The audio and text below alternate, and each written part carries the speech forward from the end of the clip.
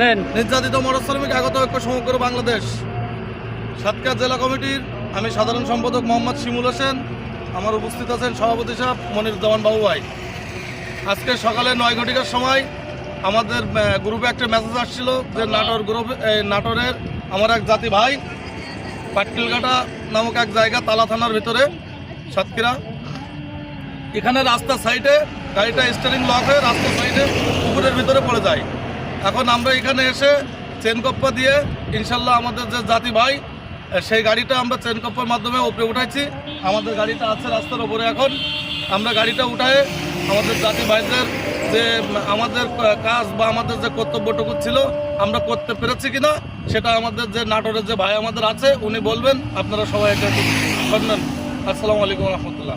ভাই আপনি একটু বলেন যে আমরা যে সাতক্ষীরার যে কাজটা করেছি আপনি কি এতে খুশি? এখানে যে আমার ভাই বলছে যে আমরা খুশি। আমরা 64 জেলায় যে ভাইরা আছে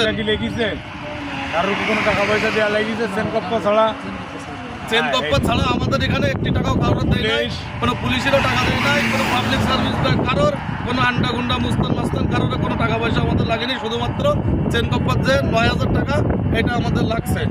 তা যা হোক, আমরা 64 জেলায় নির্যাতিত মোটর শ্রমিক আগত ঐক্য সমগ্র বাংলাদেশ আমাদের যে ভাইয়েরা আছেন সবাই আপনাদেরকে আমি দৃষ্টি আকর্ষণ করছি। আপনারা সবাই আমাদের যে জাতি ভাই যে যেখানে পড়বে অবশ্যই খেয়াল রাখবেন। কিন্তু একটা কথা মনে রাখবেন যে আমাদের গেঞ্জির যে লোগোটা, এই লোগোটা আপনি যেখানে দেখবেন অবশ্যই তার সাথে সুসম্পর্ক একটা তৈরি করবেন। আমি বেশি দীর্ঘ লম্বা করতে চাই না কথা, এই বলে আমি আমাদের ভিডিওটা সংক্ষিপ্ত শেষ করছি। সবাই আমাদের সাতক্ষীরা জেলা কমিটির সদস্যদের বা নেতাদের জন্য দোয়া করবেন এবং যে আমাদের জাতি ভাই অসুস্থ এনার জন্য দোয়া করবেন। ধন্যবাদ। আসসালামু আলাইকুম রহমতুল্লাহ।